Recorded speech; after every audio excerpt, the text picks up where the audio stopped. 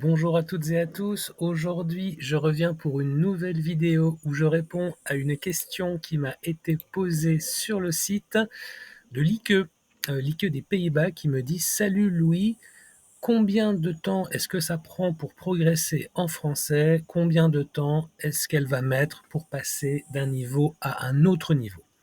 Alors, pour répondre à ta question, Lieke, nous devons d'abord comprendre les niveaux en Europe. Alors, il y a une classification des niveaux qui va du niveau A0, qui est le niveau le plus bas, à un niveau C2.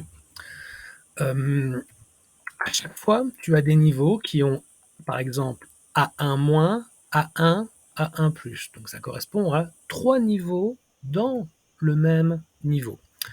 Et l'objectif, c'est d'arriver au niveau C2+. Le niveau A0, A1, c'est un niveau débutant. Donc les étudiants viennent me voir parce qu'ils ont besoin de pouvoir demander des choses basiques, de pouvoir être compris d'une façon relativement simple. Et plus on va évoluer, plus on va améliorer ses capacités. Par exemple, le niveau A2+, B1, ça correspond à un niveau intermédiaire.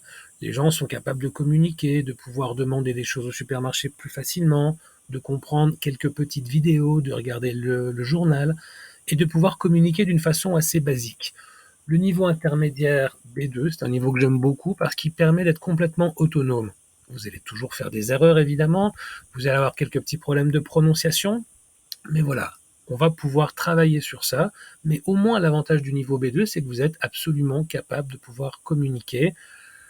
Alors, maintenant, l'objectif, ça va quand même être d'arriver à un niveau encore plus élevé, qui est le niveau avancé, où là, vous en aurez besoin principalement pour le travail. Je pense à tous ces gens qui ont des réunions, qui doivent échanger des emails, qui doivent pouvoir avoir des appels audio ou assister à des réunions en français. Et là, effectivement, c'est le niveau recommandé en français, obtenir un niveau B2+, C1 ou encore mieux C2+. Alors, on va analyser l'apprentissage de la langue sur un axe temporel. Et alors, malheureusement ou heureusement, ça dépend de quel côté on a l'inverse d'une exponentielle. C'est-à-dire qu'un étudiant qui vient me voir avec un niveau complètement débutant et qui me dit: «Louis, j'ai besoin d'apprendre les basiques en français», voilà, on va plus ou moins compter une quinzaine d'heures pour apprendre le présent, les structures négatives, quelques verbes, quelques adjectifs, etc. Ensuite, l'objectif d'arriver à un niveau intermédiaire de base, on va compter plus ou moins une quinzaine d'heures additionnelles. Donc, si vous êtes complètement débutant, en 30 heures, vous arrivez à un niveau où vous pouvez déjà commencer à communiquer en français. Et alors, plus votre niveau va être poussé, plus ça va prendre de temps sur l'axe temporel. Par exemple, on va ajouter une trentaine d'heures. Donc, par rapport aux 15 heures que nous avions ici, au niveau A2, il faut ajouter une trentaine d'heures pour arriver à ce niveau intermédiaire avancé et encore plus de temps pour arriver au niveau avancé, le niveau C2.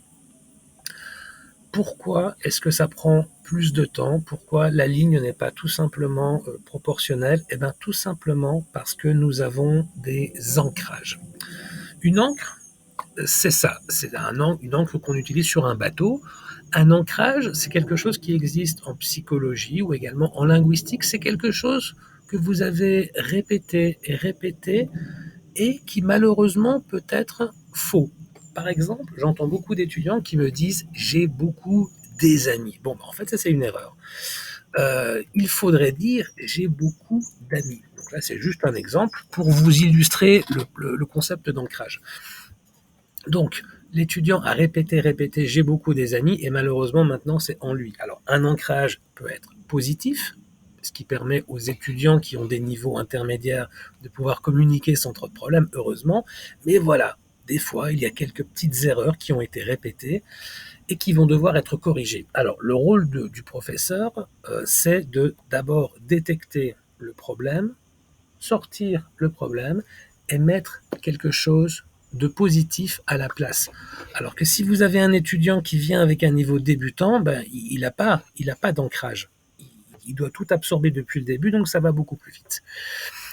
Euh, Qu'est-ce que ça crée? À partir d'un certain moment, quand on a un niveau avancé et qu'on suit des cours de français avec un professionnel, on a une impression un peu étrange que le français, le niveau de français est moins bon. Eh ben, c'est une erreur. En fait, ce que l'on a, c'est qu'on a un niveau de débit de parole qui est moins élevé. Le débit, c'est la capacité à pouvoir dire un certain nombre de mots sur le temps.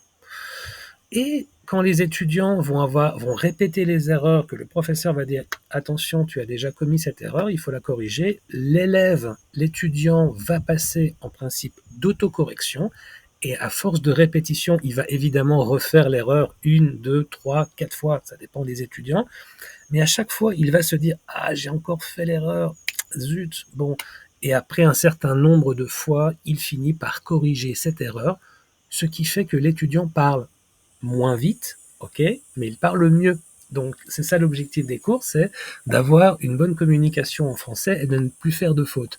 Et après, évidemment, un peu plus de répétition, l'étudiant va commencer à parler correctement et ne plus faire d'erreurs et il va retrouver le débit de parole qu'il avait avant, mais il ne fera plus de fautes. Donc voilà, Lick, j'espère vraiment avoir répondu à ta question. N'hésite pas à me reposer d'autres questions sur ce que tu veux, la méthode, des points de grammaire particuliers sur le site et je répondrai avec plaisir à tes questions. Au revoir, bonne journée.